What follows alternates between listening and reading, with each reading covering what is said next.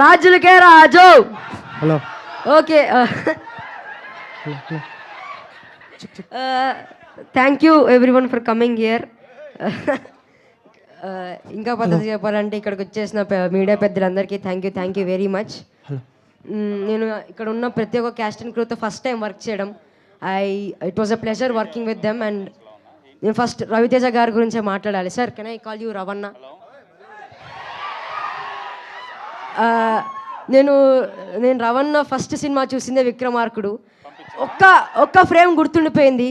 వాన పడుతుంటుంది, అలా మొహం మీద నుంచి అలా రక్తం కాడుతున్నప్పుడు మీసం మెలేస్తాడు.